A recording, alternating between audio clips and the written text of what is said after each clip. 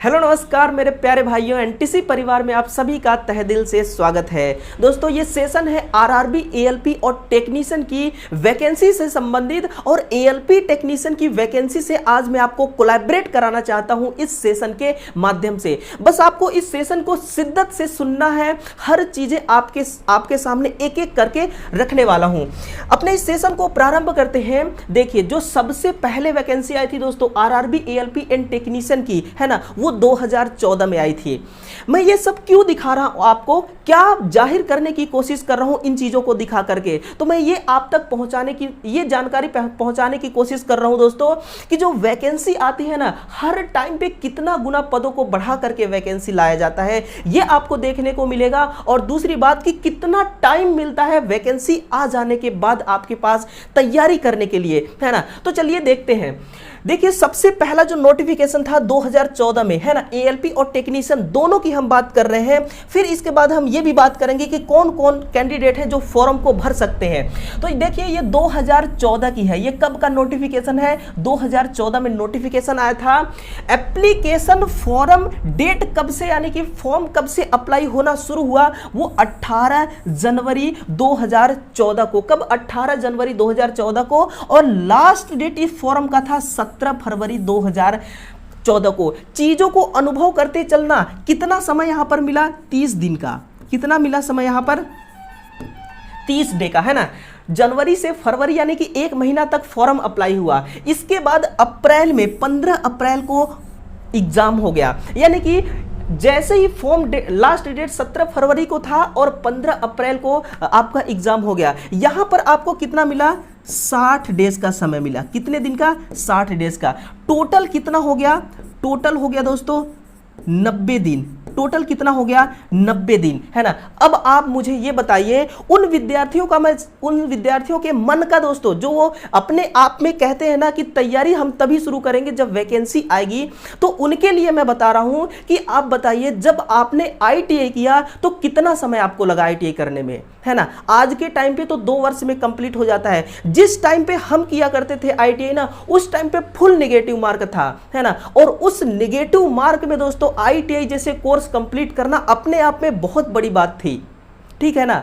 तो उस टाइम पे लोगों को दोस्तों 3 से 4 साल लग जाते थे आईटीआई कंप्लीट होने में, लेकिन फिर भी हम 2 साल ही मानते हैं। तो आप बताइए, जब आपने कोर्स कंप्लीट करने में, उसी बुक को पढ़ने में आपने पूरे 2 साल लगा दिए, पूरे 2 साल, तो क्या आप 90 दिन के अंदर इस वैकेंसी को कवर कर सकते हैं? दोस्तों इम्पॉसिबल है। देखिए, तैयारी वो भी आज के टाइम पे ना दोस्तों शॉर्ट टाइम में आप कर ही नहीं सकते, शॉर्टकट तरीके से आप कर ही नहीं सकते। अगर शॉर्टकट तरीके से आप तैयारी करेंगे ना, तो एग्जाम में भी बहुत शॉर्ट नंबर आपके आएंगे, ये भी आप ध्यान रखना। तो देखिए, 15 अप्रैल 2014 को एग्जाम कंप्लीट हो गया। यानी कि 90 दिन में जो हमारे हाथ में था, फॉर्म अप्लाई करना और एग्जाम देना, ये सब हमारे हाथ में होता है। फिर ऑफिशियल काम होता है, वो तो दोस्तों चाहे सालों लग जाए, वो तो हमारे हाथ में है नहीं। 90 दिन हमारे हाथ में है, तो 90 दिन में ये 2014 की वैकेंसी कंप्लीट हो गई। वैकेंसी आई कितनी थी? वो आई थी 26,567 टोटल वैकेंसी, है ना,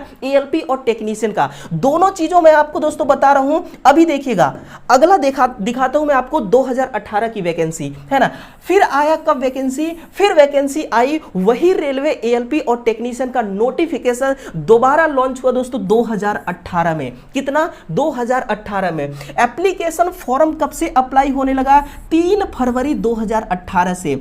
फिर लास्ट डेट था इसका 5 मार्च 2018। फरवरी मार्च, वही दोस्तों 1 महीने का समय। कितने दिन का समय? वही 30 डेज का समय। फिर इसके बाद देखिए एग्जाम डेट, 15 अप्रैल को इन्होंने दोस्तों क्या किया? एग्जाम ले लिया। 5 मार्च तक फॉर्म अप्लाई हुआ और 15 अप्रैल को एग्जाम, यानी कि 1 महीना 10 से 15 दिन। हम टोटल दोस्तों 1 महीना ही मानते हैं। टोटल हम कितना मानते हैं? लगभग 1 महीना, यानी कि 60 दिन का समय मिला आपको सेकेंड वाली वैकेंसी 2018 में। अब देखिए, चीजों को पकड़ते चलिए आप, तभी जाके आपका एएलपी और टेक्नीशियन के लिए दोस्तों आप तैयार हो पाएंगे। मैं आपको तैयार करने की कोशिश कर रहा हूं। जिन चीजों से लोग वंचित रह जाते हैं ना दोस्तों, उन चीजों को मैं आपके सामने रख रहा हूं ताकि ये गलतियां दोस्तों दोबारा ना हो सके। तो कितना कम समय मिल रहा है, पहले वाले वैकेंसी में आपको 90 दिन मिला था, लेकिन इसमें देखिए आप खुद देखिए 60 दिन मिल रहा है। कितना? केवल 60 दिन मिल रहा है। यार 60 दिन में आप क्या कर सकते हैं? आप खुद से सवाल करिए ना, 60 दिन में आप क्या कर सकते हैं, कितना बड़ा तीर चला सकते हैं। हाँ, आपकी तैयारी अगर पहले से ही नेक्स्ट लेवल की है तो आप रिवीजन कर सकते हैं, इतना दोस्तों मैं कॉन्फिडेंस के साथ कह सकता हूं। इसमें एएलपी का जो वैकेंसी था, एएलपी वैकेंसी का वेटेज कितना था? 27,795 और टेक्नीशियन का था 36,576। टोटल वैकेंसी आई थी 64,371। यानी कि जो पहले वैकेंसी आई थी, मैं आपको दिखाने की कोशिश करूंगा पहले वाले को। देखिए पहले कितना था? 26,567। इसके बाद आया है कितना? 64,371। यानी कि अगले बार वैकेंसी जो आया है 2014 के अगले बार 2018 में, वो दोस्तों 1.5 गुना बढ़कर के वैकेंसी आई है ना। उस टाइम पे पॉपुलेशन भी कम थी दोस्तों, स्टूडेंट की संख्या भी कम थी आज के अकॉर्डिंग। आज तो बहुत अधिक स्टूडेंट दोस्तों पढ़ के ऐसे ही बैठे हुए हैं, कुछ तैयारी करके थक गए हैं, कुछ दोस्तों कुछ तो अपना कुछ रोजगार खोल लिया। यानी कि लाइफ दोस्तों चलाना है, कुछ ना कुछ तो करना ही पड़ेगा। ऐसा तो है नहीं कि इस नोटिफिकेशन को देखकर ही बैठे रहेंगे। तो ये रहा 2018। लेकिन अब की बार दोस्तों जो वैकेंसी आएगी ना, वो दोस्तों गारंटी तो मैं नहीं दे सकता, लेकिन 1.5 लाख से अधिक पोस्ट आएंगे दोनों मिलाकर के, एएलपी और टेक्नीशियन की। ये मैं नहीं कह रहा हूं, आप दोस्तों मेरी बातों पर यकीन नहीं करते तो मत करिए, लेकिन अश्विनी वैष्णव जी का ये कहना है। अश्विनी वैष्णव जी कोई आम आदमी नहीं दोस्तों, कोई ठेला पे आम बेचने वाले आदमी नहीं है, वो है दोस्तों रेल मंत्री। वो कौन है? वो रेल मंत्री है। उन्हीं के लिया गया फैसला पे दोस्तों रेलवे पूरा काम करता है ना। उनकी बातों को मैं बता रहा हूं। उनका खुद का कहना है कि 1.5 लाख पोस्ट पर वैकेंसी जारी किया जाएगा। बेशक दोस्तों वो अपने बात पे 100% खरा ना उतर पाए, 100% तो कोई अपनी बात पे खरा नहीं उतर पाता है, लेकिन फिर भी दोस्तों आप इतना मान के चलिए कि 1,20,25,000 से बढ़कर के ही वैकेंसी आएगी, है ना। बढ़कर के लोग तो बताने वाले 1,70,000 तक भी बता रहे हैं, लेकिन सब दोस्तों एक अनुमानित संख्या बता रहे हैं, और मैं भी आपको वही कर रहा हूं। तो अब 2023 में वैकेंसी का आना तो 100% तय है। अब हम बात करते हैं कि इस वैकेंसी को फॉर्म भर कौन कौन सकता है, यह भी तो जानना जरूरी है। कई बार दोस्तों विद्यार्थियों के मन में एक डाउट सा रहता है कि वैकेंसी को कौन कौन अप्लाई कर सकता है। देखिए दोस्तों, यह चीज आपके लिए जानना ना जरूरी भी है। सबसे पहले देखिए हम बात करते हैं क्वालिफिकेशन का। मैं आईटीआई वालों की बात कर रहा हूं दोस्तों, सिर्फ आईटीआई वालों की। बी, बीटेक और डिप्लोमा वालों की बात करेंगे थोड़ा आगे चल के। सबसे पहले यहां पर क्या लिखा हुआ है? मैट्रिकुलेशन। ध्यान देते रहना, मैट्रिकुलेशन का मतलब होता है 10th लेवल का। SSLC प्लस का मतलब होता है सेकेंडरी स्कूल लिविंग सर्टिफिकेट। इसका मतलब क्या होता है? Secondary school living certificate plus, यानी कि 10वीं का सर्टिफिकेट हो, उसके साथ में plus ITI from recognisation institution of NCVT और एससीवीटी।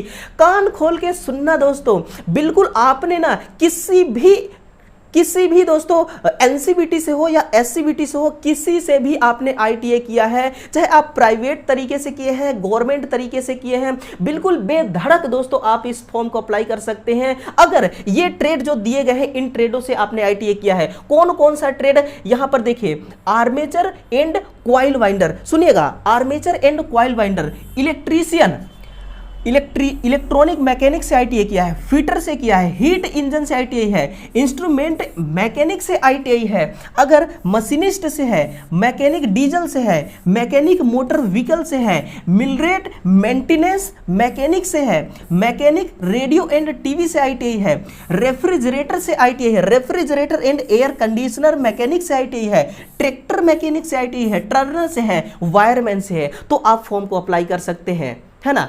मैं ये क्यों आपको बता रहा हूं? क्योंकि दोस्तों देखिए, हकीकत से रूबरू होना जरूरी है आपको। इसमें से आप बताइएगा, आईटीआई में और कई सारे ट्रेड होते हैं, जैसे कि हो गया आपका दोस्तों प्लम्बर, जैसे हो गया आपका प्लम्बर, और स्टेनोग्राफी, फोटोग्राफी, जो सिलाई मशीन होती है ना, वो भी आईटीआई का ही एक ट्रेड है। तो क्या उनमें से कोई नाम आया? नहीं ना। इसीलिए दोस्तों आपको ये ट्रेड जानना जरूरी है। है ना। तो ये रहा देखिए आईटी वालों के लिए। अब देखिए ये जो आईटीआई है ना दोस्तों, ये जो ट्रेड में मैंने बताया, ये एएलपी में फॉर्म भरेंगे। किस में भरेंगे? ये एएलपी में फॉर्म भरेंगे और प्लस दोस्तों टेक्नीशियन में फॉर्म भरेंगे। किस में? टेक्नीशियन में। लेकिन वो कौन सा बंदा है जो एएलपी में फॉर्म नहीं भर सकता है, केवल टेक्नीशियन में फॉर्म भर सकता है? उसको सुनिए, उसके पास दोस्तों 10+2 का सर्टिफिकेट होना चाहिए। कितने का? 10+2 का, और साथ में पीसीएम होना चाहिए। फिजिक्स, केमिस्ट्री और मैथ के साथ अगर उसने 10+2 कंप्लीट किया है, 10वीं 12वीं कंप्लीट किया है, तो ही फॉर्म को भर सकता है। अब देखिए जो आर्ट का कोर्स किया होता है ना दोस्तों, 12वीं 11वीं से आर्ट ले लिया होता है, उसमें पीसीएम नहीं होता है ना, तो वो फॉर्म को अप्लाई नहीं कर पाएगा। तो जो टेक्नीशियन बनना चाहता है वो पीसीएम और 10+2 हो तो वो टेक्नीशियन बन सकता है, लेकिन वो एएलपी नहीं बन सकता है, वो लोको पायलट नहीं बन सकता, वो ट्रेन का ड्राइवर नहीं बन सकता है ना। अगला चीज देखना, इसके बाद देखिएगा, अब डिप्लोमा वालों की बात करते हैं ना। हाँ, अब डिप्लोमा वालों की बात करते हैं कि इनके लिए क्या क्या जरूरी है। तो देखिए 3 साल का डिप्लोमा होता है, सबको पता है। 3 ईयर डिप्लोमा इन, यहां पर ट्रेड कौन कौन सा है? Mechanical, electrical, electronic, automobile engineering and combination of various stream of this engineering discipline for a recognisation institution in of ITI. इसका मतलब क्या है? इसका मतलब ये आपको साफ साफ कह रहा है कि जिस प्रकार से आईटीआई, एनसीवीटी और एससीवीटी होता है ना, उसी प्रकार से एक ऐसा संस्था है जो एनसीवीटी और एससीवीटी दोनों से मान्यता प्राप्त है, किसी से भी मान्यता प्राप्त है, और उसी इंस्टीट्यूट से आपने 3 साल का डिप्लोमा किया है। जो ट्रेड हो सकता है मैकेनिकल का, इलेक्ट्रिकल का, ये सब ट्रेड हो सकते हैं, आप फॉर्म अप्लाई कर सकते हैं।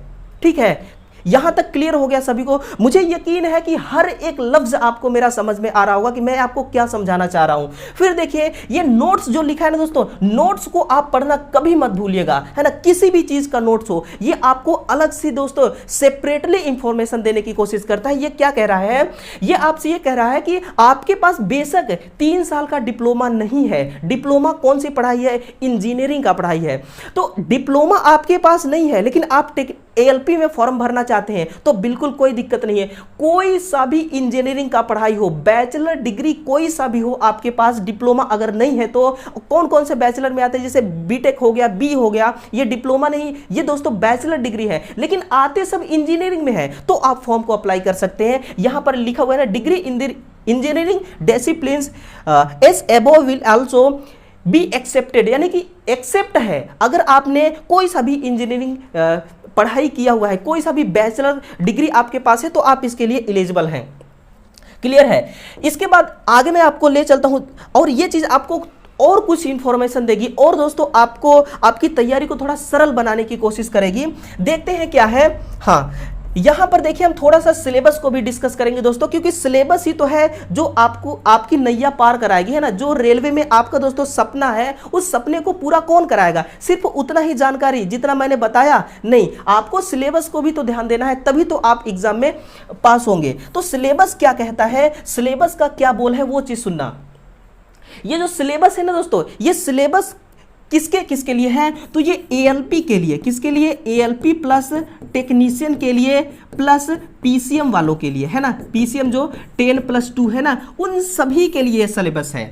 इसको हम सीबीटी फर्स्ट में एग्जाम देंगे, चाहे एएलपी का विद्यार्थी हो जो डिप्लोमा, आईटीआई, बीटेक किया हो, वो भी इसी एग्जाम को देगा। जो टेक्नीशियन 10+2 से है वो भी इसी को एग्जाम देगा। इसमें पूछा क्या कहा जाएगा? मैथ्स पूछा जाएगा 20 नंबर का 20 क्वेश्चन, रीजनिंग पूछी जाएगी 25 नंबर का 25 क्वेश्चन, इसी के साथ में साइंस 20 नंबर का 20 क्वेश्चन, जीके प्लस सी यानी कि करंट अफेयर 10 नंबर का 10 क्वेश्चन पूछा जाएगा।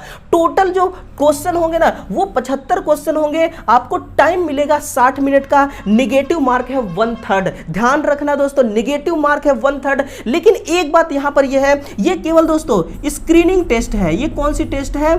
Screening test. ये स्क्रीनिंग टेस्ट केवल आपको पास करना है ना। हर विद्यार्थी के लिए दोस्तों यही एक ऐसा सीबीटी एग्जाम है जिसको हर इस एग्जाम से हर किसी को गुजरना पड़ेगा, है ना। अगर आप यहां से पास होते हैं तो सीबीटी 2 के लिए आपको दोस्तों मौका मिलेगा, नहीं तो आपको यहीं से घर की तरफ वापस भेज दिया जाएगा। तो अब देखना कितना रिलेवेंट है सिलेबस, उस चीज को मैं आपको दिखाने की कोशिश करता हूं। अगला देखिएगा, जो अब सीबीटी 2 होगा ना दोस्तों, सीबीटी 2 को 2 पार्टों में इन्होंने डिवाइड कर दिया है और पार्ट फर्स्ट में क्या है, वही मैथ है देखिए, लेकिन यहां पर 25 क्वेश्चन है, सीबीटी फर्स्ट में 20 क्वेश्चन है। चीजों को ध्यान में रखते चलिएगा, पकड़ते चलिएगा, तभी इस सेशन को देखने का आप जो अपना समय वेस्ट कर रहे हैं ना, इस समय को वेस्ट जो कर रहे हैं ना, उसके बदले में आपको इंफॉर्मेशन आउटपुट मिलना चाहिए। और आउटपुट लेने के लिए चीजों को, पॉइंटों को पकड़ते चलिएगा, दिमाग में सेट करते चलिएगा। मैथ वही पूछा जाएगा, आपको अलग से कोई पढ़ने की जरूरत नहीं है कुछ भी, है ना। 25 क्वेश्चन इसमें पूछे जाएंगे, पहले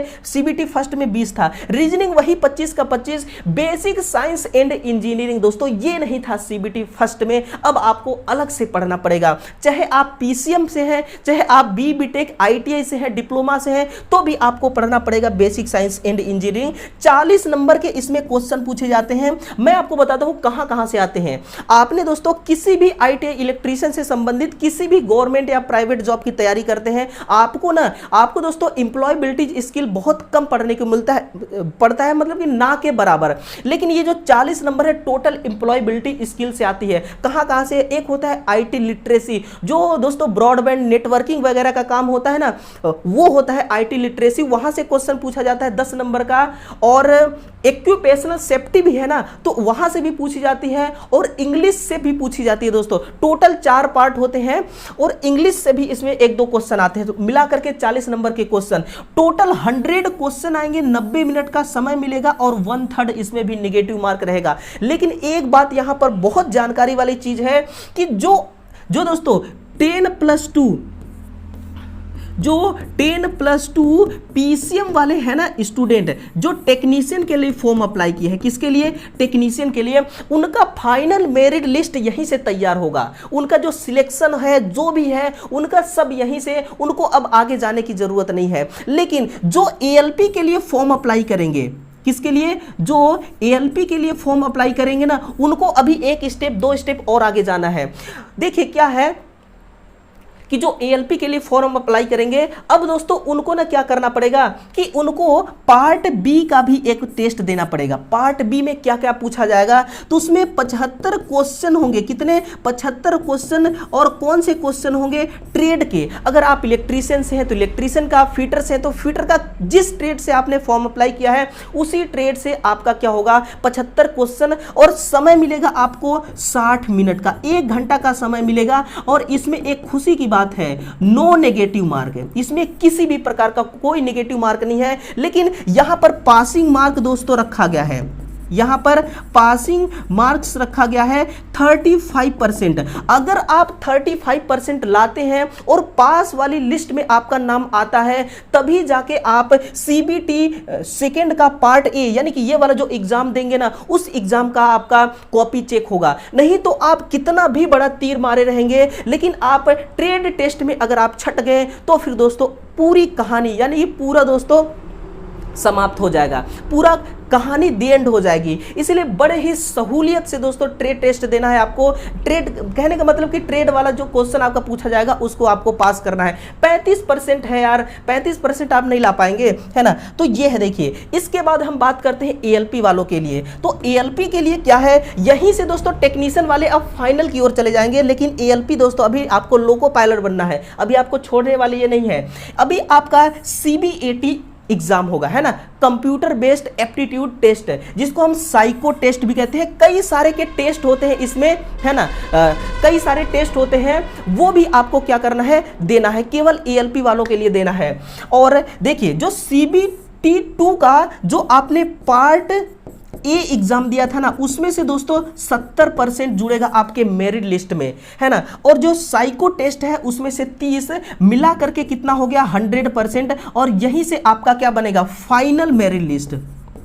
यहां से क्या बनेगा, फाइनल मेरिट लिस्ट बनेगा, है ना। फाइनल मेरिट लिस्ट कहां से बनेगा? 70% आपका CBT 2 का पार्ट ए जो आपने एग्जाम दिया था उसमें से, और साइको टेस्ट से 30 नंबर का, है ना, CBAT एग्जाम से 30 नंबर का मिलाकर के 100% हो गया। तो ये रहा दोस्तों टोटल कहानी, और इस कहानी में दोस्तों बड़ा इंटरेस्ट आया होगा आपको सुनने में, क्योंकि कोई सा भी ऐसा शब्द नहीं है जो आपको समझ में नहीं आया होगा, कोई सा भी ऐसा पार्ट नहीं छूटा जो मैंने आपके सामने नहीं रखा होगा। हर चीज से आपको रूबरू कराया, आपको बड़ा मजा भी आया होगा सुनने में ये सेशन। और अगर मजा आया ना दोस्तों तो बस एक बार दोस्तों दबा के कर दीजिएगा शेयर, और इस वीडियो को लाइक कर दीजिएगा, और चैनल को सब्सक्राइब करना है या नहीं करना है ये सब कुछ मैं दोस्तों आप पर छोड़ता हूं, ठीक है ना।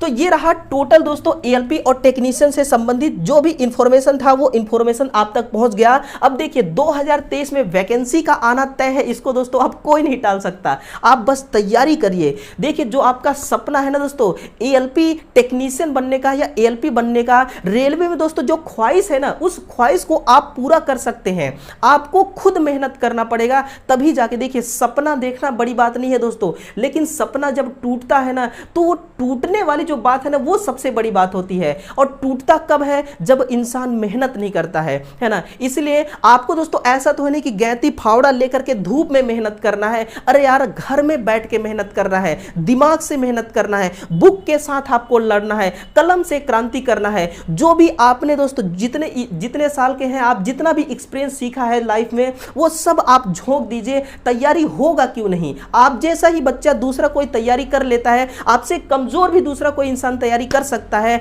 तो फिर आप क्यों नहीं कर सकते हैं, है ना। आप बिल्कुल कर सकते हैं, हम आपके साथ हैं। जहां भी जिन चीजों की कमी पड़ेगी वो चीज आप तक पहुंचाएंगे। और क्या चाहिए यार, बस इतना ही चाहिए ना, है ना। तो तैयारी बिल्कुल छोड़िएगा मत। उम्मीद दोस्तों, उम्मीद एक ऐसा किरण है ना जो इंसान को चांद तक ले जाती है, इसीलिए दोस्तों उम्मीद कभी मत कम करना, है ना। बाकी दोस्तों जो होगी वो देखी जाएगी।